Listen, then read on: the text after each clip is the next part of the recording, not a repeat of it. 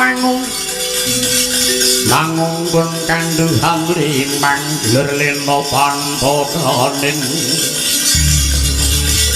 lerleno tanpa kanin ya yen tantusa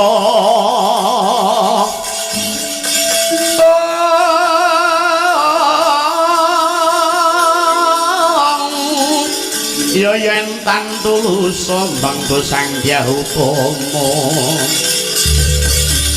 mangkono tanapa wis nyelon repo waladalah ora kajen Pramsa adik kebangetan temen lakune para Kurawa mung percaya Godha Wacana tinimbang bapakne Maratuwa walah Gurupati ing atase Banawati diina kaya mangkono sing dadi lanange malah menteleng-meneng wae sajak semungiyake yang dadi kridhaning Godha Wacana. Iya. Yen aku padu karo Godha Wacana wong nyatane malah disarujuki dening Patih Sengkuni lan uga dipengestoni dening Gurupati. Ora kajen aku ning kene. Tinimbangku barang nirang ning kene wah tak baliane Mandara kok.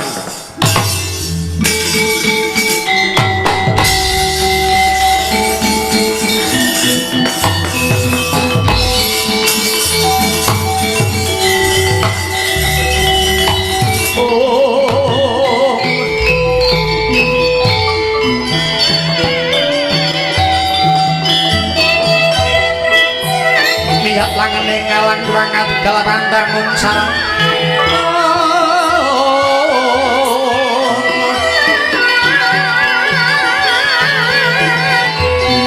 Dinon leko mangsun sorote tambakan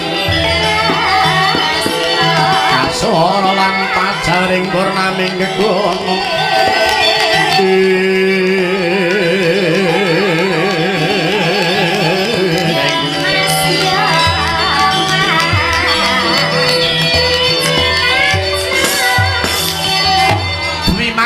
Dewi loro makan dan jejeran mapan wonten madyaning pertapan Kundalini ya kendali sadaya kebat sada Brahmana kenging Maeswanara sang Anoman ingkang lenggah nuju hanampi dhateng rawuh Nyanata ing pringgondani Raden Harya Gatotkaca sarimbit kelawan Sang Antasena kadota sang Anoman sigra manembra mangkono nenggih pangandikaning Sang Senggone Kendring kawedaring lisan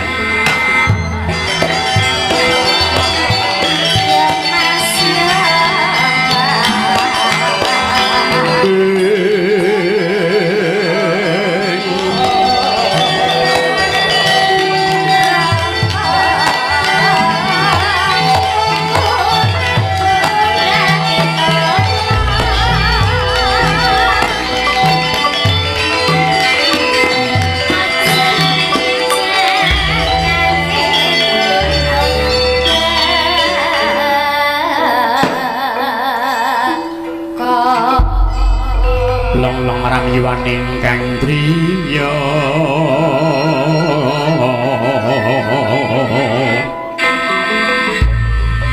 Driwang Candra katawengan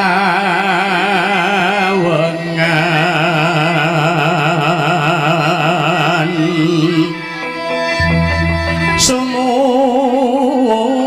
ing tias katuridan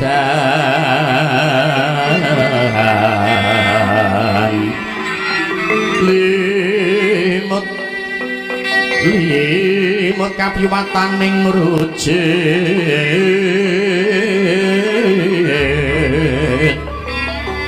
bareng-bareng griya manawa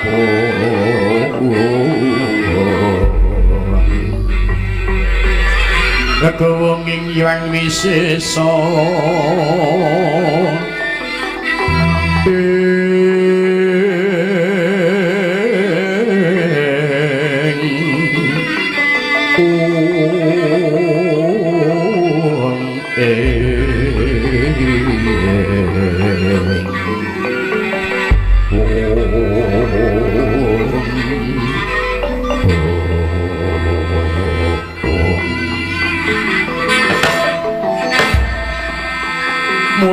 mula kutute padha manggung renjake padha ganter gawe swasana jenjem lan jinemadyaning tetapan Kundalini jebul ana tukaning anak kula lanang Gatotkaca lawan Antasena nggih anak lanang Gatotkaca becik sak pratamu ya nggih inggih wong pangestunipun Paduka Siwa Kapi manggih iwana sowan kula namung bekti kula katur nggih wong nggih pun tak tampa nggih pun tak tampa pangestunipun wa tanpa ngono nggih anak Mas nggih sanget anggen kula mundi wa Kapi sing ana mburi kuwi kaya Antasena nggih Antasena becik sak pratamu ya nggih iya Pak Dianoman dongane Pak Dianoman manggih iwana pratakune sekolah bekti kantor Pak Di wis tak tampa nggih Antasena pangestu tanpa ngono iya banget nggonku mundi Pak Di anak kula nang nggih Gatotkaca gawe kaget pun wadene jeneng para anak lanang kepareng poning pertapan Kundalini ana wigati apa nggih wa Kapi waleh-waleh menapa sowan kula wonten jengandika Siwa Kapi badhe nyrawetekaken dhateng lurcanipun Kanjeng Rama Werkudara inggih Rama Kyai Bima ingkang samangke sampun meh setunggal candra kalenggahan jengkar saking Jodipati tambuh papan dunungipun iya Pak Di iki para putra-putra Jodipati do bingung sebab bapak tindak jengkar tanpa pamit karo sibu karo anak-anak monggo padatan Kyai Werkudara ki anggere lunga mesti pamit saora-orane nganti anake lanang salah sawiji. Lah kok iki kok katon lungane dhewe iki sajak nyolowadi iki nyuwun dawuh saka Pak Dianoman. Anane nyuwun pirsa kelawan Pak Dianoman sabab saora-orane Pak Dikapi kuwi ijik kadang tunggal guru tumraping Rama Kyai Werkudara. Mula nyuwun katerangan saka Pak Dianoman piye jenentre Pak Di?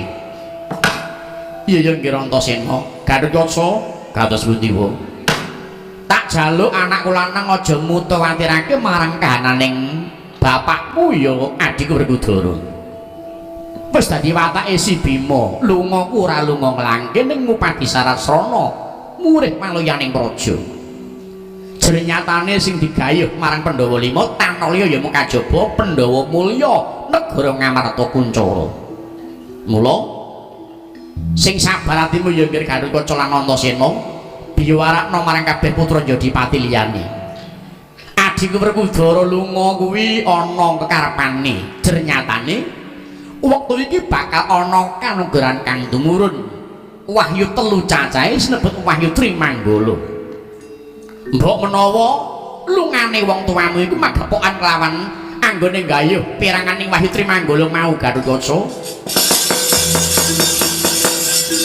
seranane won yen luhung betah topo kurang guling heling solah jatmiko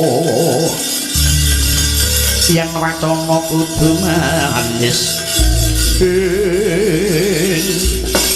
iwo pacar terawangan manah kula Siwa Kapisan manah mekaten terang terwaca bilih Rama Kyai Werkudara tindakipun boten nglangke namung Upati Srana murid saged sembadha kaya wahyu Trimanggala nggih mula sing sabar lan bocah nemu sing lantip pamikire oh iya Pak Di jane aku wis duwe pikiran ngono ning gandeng bocah nemu keras budi kurang titi mergo keladuk kurang yuswa mula gandeng Pak Di Manadaka mangkono gawe anteping tekad para putra-putra Jodipati kang mengkono saiki kersane piye Pak Di aku nyuwun dawuh ngene nggih Antasena iya piye warganing Pandhawa utamane para Kanoman kudu nindakake panca bakti supaya ing mangko anggone Ramamu Werkudara nggone Gayamayu Sembada sira sawetara dadi wakile wong tuamu nggih panca bakti tindakno. Panca bakti niku napa? Panca bakti panca niku gangsal bakti menika lelabetan. Warganing Pandhawa siji mujudna titah kang percaya lan bekti marang Gusti Kang Antarya Jagat. Loro Kanoman tansah gedhekno lenabuwaning pribadi lan uga nindakno lenabuwan mau kang wigati kanggo mujudake idam-idamaning kamardikan. Mbela lan ngamalake dasar luhur limang perkara jiwaning Pancasila ya jiwaning Pandhawa. Inggih wong. Telu tansah budidaya lan miyara ing kerukunan lan manunggaling bangsa kanthi watak setya marang kanca.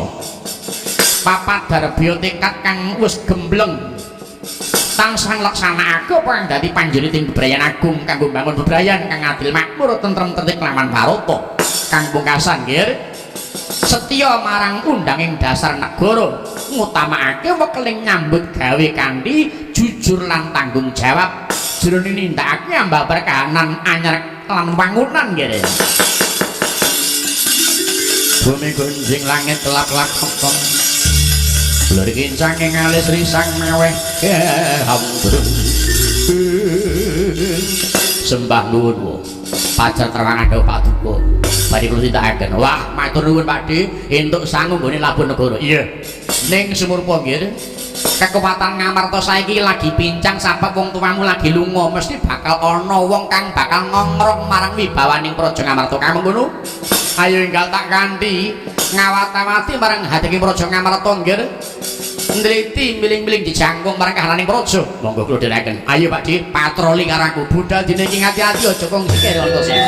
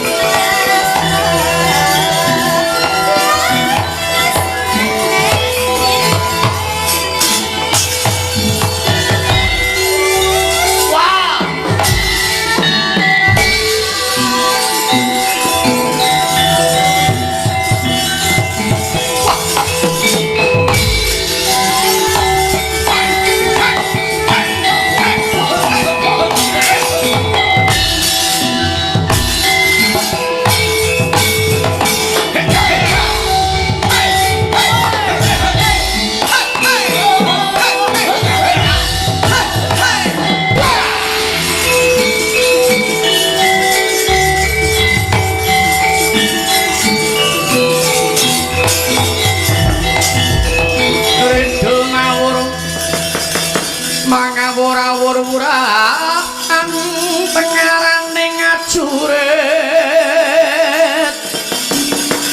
gumaguru bangsa tata kaya putula lur panjriting turangga esti rekata ingkang dwaja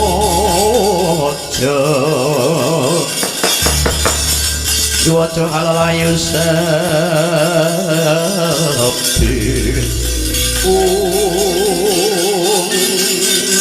si keparat murang tata kaya sampai yati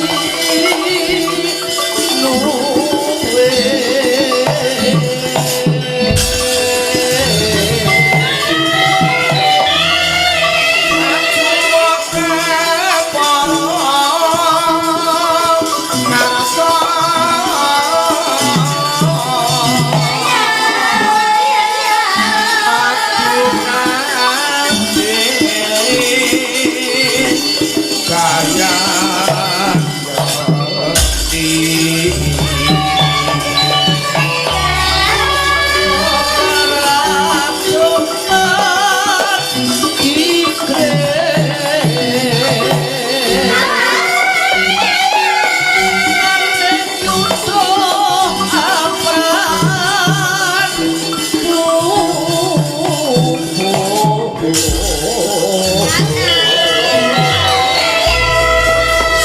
para murang tata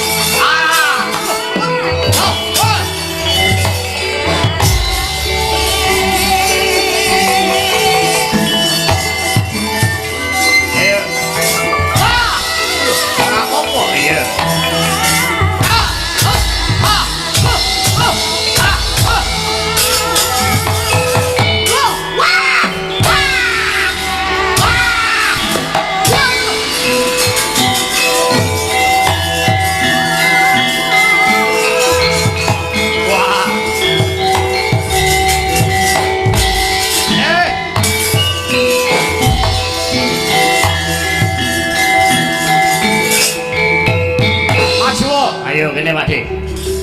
Awas, rasa meling. Hei.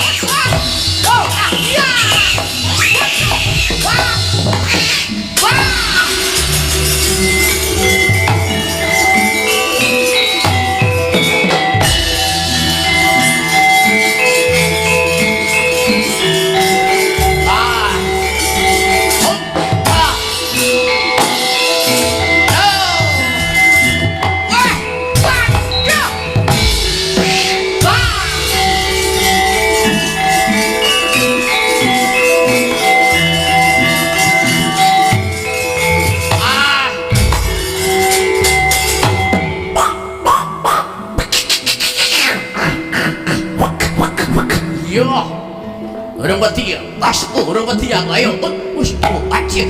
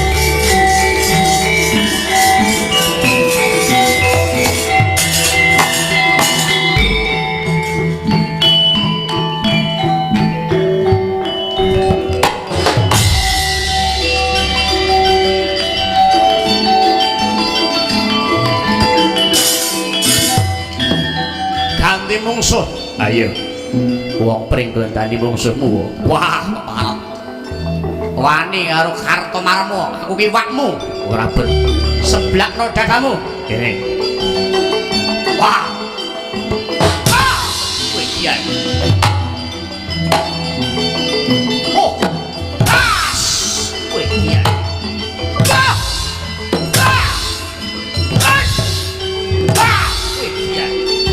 Belak suarane. Bar prole. Iya, ayo ngene. Oh.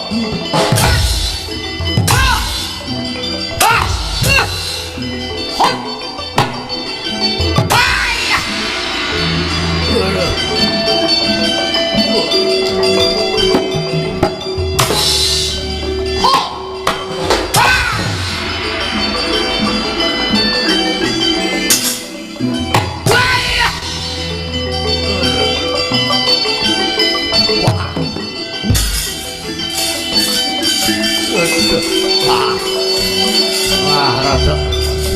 mriko sikil tua.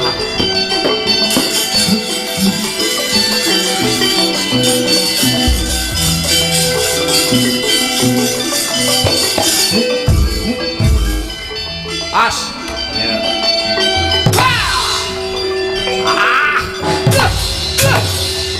Wedia.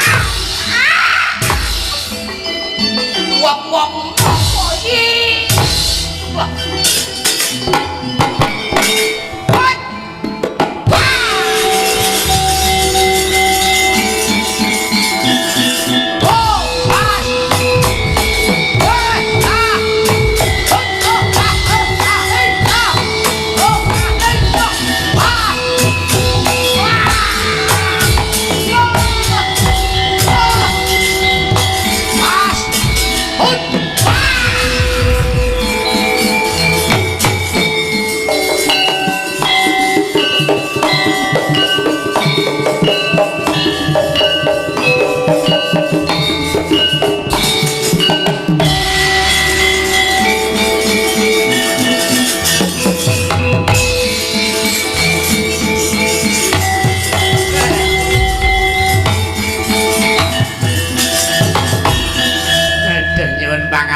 Penemban wah ngantek gerisa-gerusun nggon kula mayu kados pundi Raden Patih ngocak kemir kongkong mboten wonten gunanipun Kurawane wit mau juru mangan mawon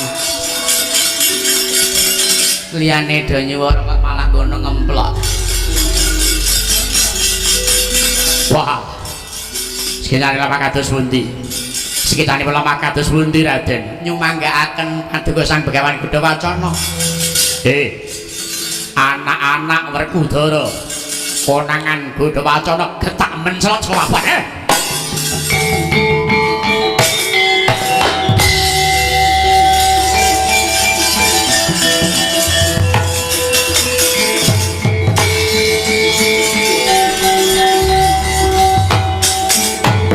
sapa iki Duta Sumaya sapa?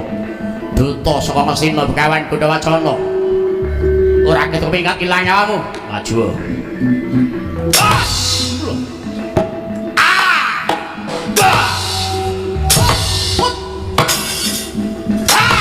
Ayo, tibane kelap sayuta.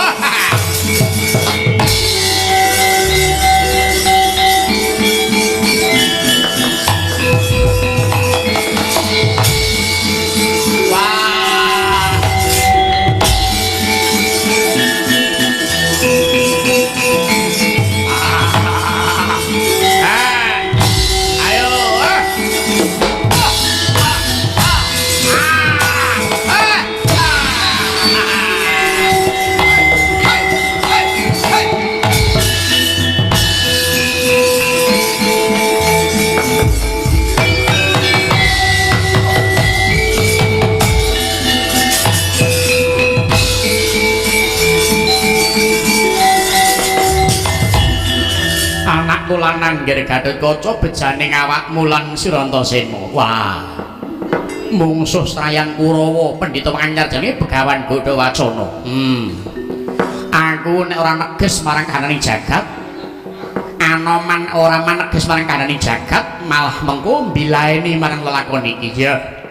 Sadurunge kowe nyedak marang aku Gudawacana aku bakal pecat sukma ninggal raga. Dene sumaku bakal sowan mangyaning Hyang Nawaruci. Mongso ngerti ya, Pak?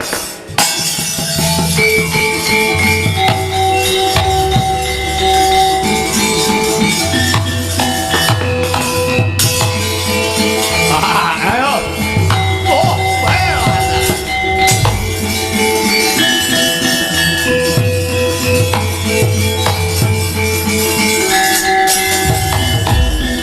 Raden Patih das pundi Penemban? Wah, kelangan lacak. Kedisikan datang Sukmaning Senggono. Ngerti marangke blating sambuk si Anoman mesat Sukma ninggal raga. Weh ladalah. Lah niki skecane pripun Penemban? Raden, kados pundi? Raganipun dipun tilar wonten mriki tegesipun Sukmanipun tasih merayang. Monggo. Ingkang bektah menika ingkang bakanipun raga dipun bekta dhateng Ngastina. Dipun bekakak mangke menawi raga sampun dumugi Ngastina kula kinten sukmanipun badhe sumusul. Nggih, Kurawa, iki ragane Anoman dipondhong digotong barang-barang ayo digoyang sing.